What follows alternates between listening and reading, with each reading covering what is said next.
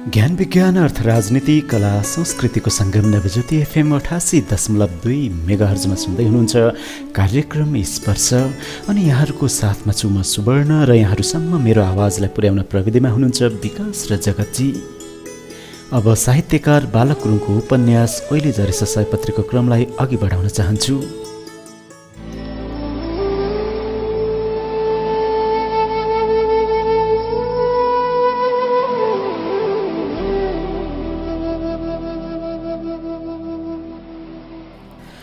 ओछ्यानबाट अब्दुल सुस्तारी उठ्यो र आफ्नी श्रीमती फौजियालाई बिस्तारै निहाल्यो।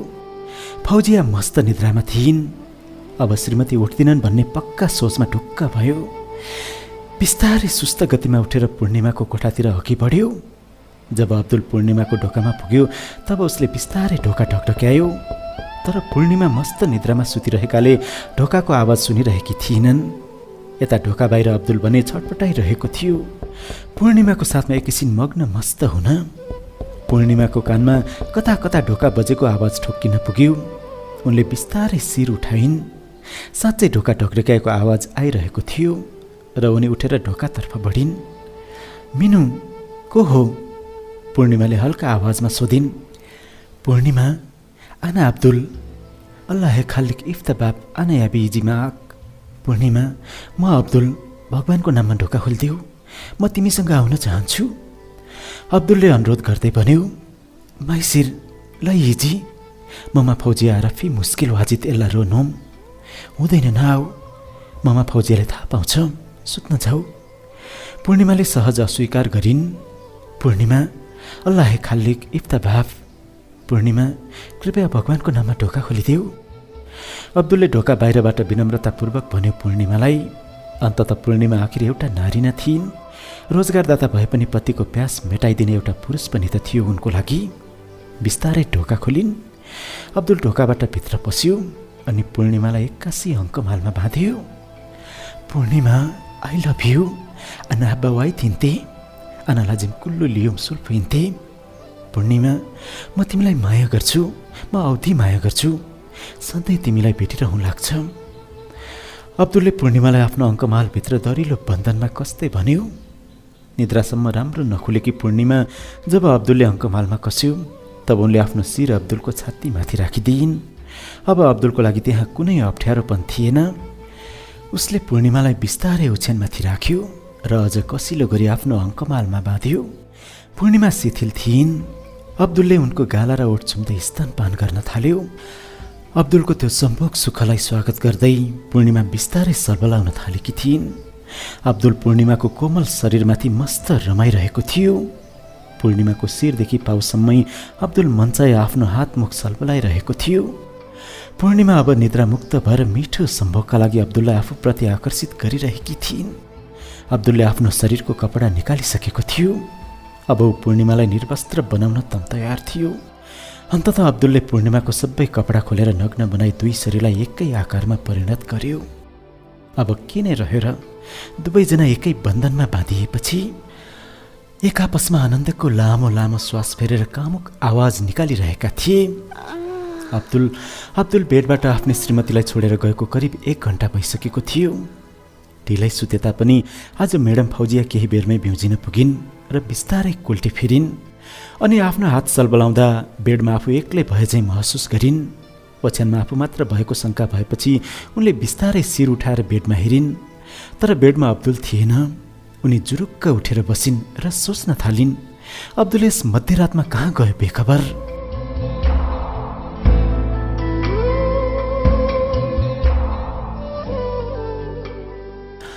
समय रातको 2 बजिसकेको थियो। अब उनलाई चैन भएन। अब्दुल कतै भुइँतलाको गेस्ट रुममा पो गएर सुत्यो कि भन्ठानी त्यतै गइन्। तर त्यहाँ पनि अब्दुल थिएन। अब आफ्नो पतिलाई मध्यरातमा कहाँ गई खोज्ने भनी चिन्तामा डुबेकी फौजिया गेस्ट रुमबाट फर्किन मात्र लागेकी थिइन्। एक्कासी गेस्ट रुमभित्रबाट कसैको आवाज उनको कानमा गुन्जियो। फौजिया बिस्तारै गेस्ट रुमबाट बाहिर निस्कने ढोकामा अघि बढिन् र ढोका खोलेर यो कसको कस्तो आवाज हो भनी चियो गरिन्। उनले चियो गरेको केही बेरमै एक अर्को कामुक आवाज फेरि उनको कानमा ठोक्कियो। पूर्णिमा, तिमी कति राम्री, तिम्रो जवानी साह्रै मिठो छ, म तिमीलाई धेरै माया गर्छु, अब्दुलले पूर्णिमालाई बोलेको मिठो लड्डु खुवाउँदै भन्यो, म्याडम फौजिया यो भयभीत आवाज सुनेर आश्चर्यचकित भइन्। त्यो आवाज आफ्नै घरमा काम गर्ने नोकर्नीको कोठाबाट आइरहेको थियो। सशङ्कित भइसकेकी फौजिया आफ्नो पति नोकर्नीसँगै हुन सक्ने सम्भावना भएको ठहर गरी फेरि ढोकाको पालमा कान राखी घटनाको अरू वस्तुस्थिति सुन्न तल्लीन थिइन्। कुनै मुठभेडको आवाज नभएर मस्तिष्क र शारीरिक आनन्दको कामुक आवाज गुन्जिरहेको थियो। केही बेर ढोकाको पालमा कान राखेर नोकर्नी पूर्णिमाको कोठाको घटनाबारे चियो गर्दा कोठाभित्र आफ्नो पति अब्दुल र नोकर्नी पूर्णिमा बीचको रङ्गलीला फौजियालाई स्पष्ट भयो। आफ्नो पति र नोकर्नीको त्यो घातक सम्बन्धको कारण उनको मस्तिष्कले काम गरेन। उनी त्यही ढोकाको भुइँमा थुचुक्क बसिन्। अन्ततोगत्तो उनको मुखबाट कुनै आवाज पनि आएन। उनले ती दुई कुचरित्रका अभद्रहरूलाई कोठाबाट बाहिर निकालेर गाली गलौज या त हातपात गर्न पनि सकिनन्। आवेश र रिसलाई सम्हाल्दै उनी आफ्नो बेडरुमतिर लागिन्। आफ्नै घरकी नोकर्नीले आफ्नो सर्वस्व लुटेकाले आँखाभरि आँसु झार्दै सिरक ओढेर सुक्क सुक्क रुँदै बिस्तारामा लडिन्।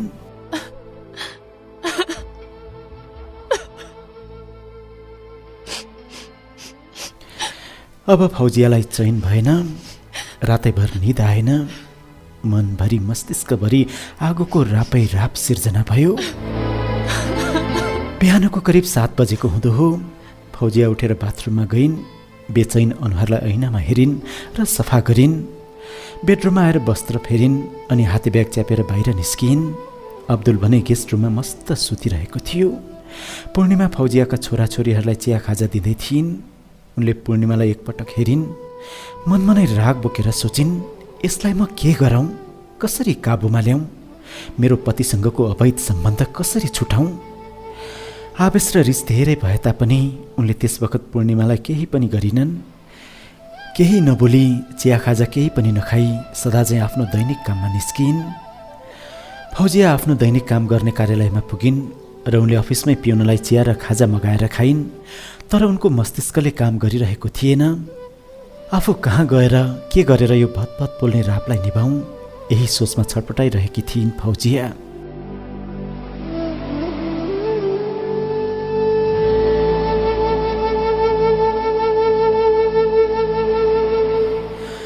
सदाझैँ अफिसको काममा फौजिया लागि परिन्। तर हृदयभरि पोलिरहेको राप र मस्तिष्कमा बज्रिएको वज्रले कहाँ शान्त भएर बस्न दिन्थ्यो र। उनलाई फेरि हिजो रातिको घटनाले बिथोल्न थाल्यो। आफ्नै नोकर्नी पूर्णिमा र पति अब्दुलको करतुत आत्मघातले तहस नहस बनायो। अनि फौजिया अफिसको काम छोडेर एकत्रित हुँदै छातीभरि जलिरहेको राग निभाउन मनमा नै विकल्प सोच्न थालिन्। होइन, म घर गएर अब्दुल र पूर्णिमासँग कुरा गर्नै पर्छ। यिनीहरूलाई त्यसै छोड्दिनँ। अब अब्दुल त्यही नोकर्नीसँग बसोस्, म अब्दुलसँग छुटेर मेरा नानीहरूसँग बस्छु। तर पूर्णिमालाई पनि त्यसै छोड्दिनँ। मेरो बेडमा सुत्ने परचक्री आइमालाई थाङ्नु बनाएरै छाड्छु। अन्ततः फौजिया ब्याग च्यापेर रिस राग सन्ताप र ज्वाला बोकी कार्यालयको काम छोडेर घरतिर लागिन्।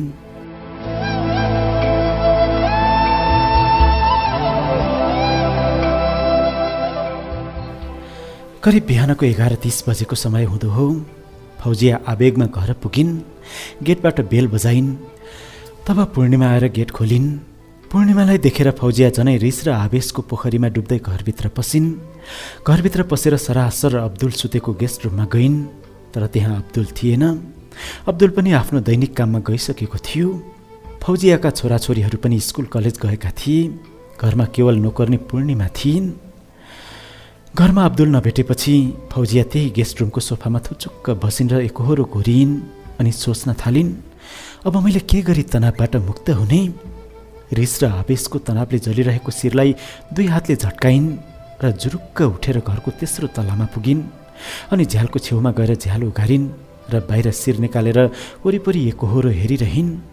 बेचैन, बेसुर, आतंकित भएर पूर्णिमालाई बोलाउन थालिन्। पूर्णिमा, पूर्णिमा, ताहेल फोक ताहेल इन द इस्तगल। पूर्णिमा, माथि आइज, माथि मसँग काम छ। फौजियाले अनवरत 81 पूर्णिमालाई घरको 3 तलामाथि बोलाइन्। भान्साघरमा काम गर्दै गरेकी पूर्णिमा केही बेरमै 3 तलामाथि फौजियाको सम्म हाजिर भइन्। तैँले किन यहाँ यो झ्याल सफा नगरेको? सबै फोहोर छ। जा, पुरानो कपडा र साबुन पानी लिएर आइज र यो झ्यालको भित्र बाहिर सबै सफा गर। फौजियाले आक्रोशमा पूर्णिमालाई काम देखाउँदै भनिन्, म्याडम म मुस्किल इन्साल्लाह आना एलिन सबै नदफ। म्याडम केही छैन, म अहिले नै सफा गर्छु। फौजियाको आक्रोशप्रति अन्जान पूर्णिमाले उनको निर्देशनलाई पालना गर्दै तत्काल काम गर्ने कुरा गरिन् र सरसफाइका लागि उनी भान्साघरमा राखेको झ्याल सफा गर्ने उपकरण लिएर आइन् अनि झ्याल सफा गर्न थालिन्।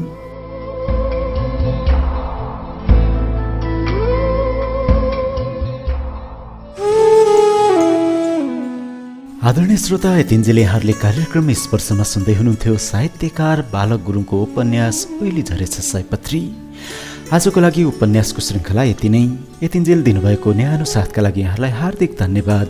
यहाँहरूसँग कार्यक्रमका सम्बन्धमा कुनै सल्लाह सुझाव वा प्रतिक्रिया भएमा मोबाइल नम्बर 9813315000 मा सम्पर्क गर्न सक्नुहुनेछ। श्रोता, आगामी साता यसै बेला उपन्यास ओइली झरेछ सयपत्रीको अर्को नयाँ श्रृङ्खलाको साथमा उपस्थित हुने नै छु, सुन्न नभुल्नुहोला। त्यतिन्जेलसम्मका लागि प्राविधिक मित्रहरू विकास र जगतजीलाई पनि हार्दिक धन्यवाद दिँदै म सुवर्ण कार्यक्रमबाट बिदा हुने अनुमति चाहन्छु। शुभरात्रि।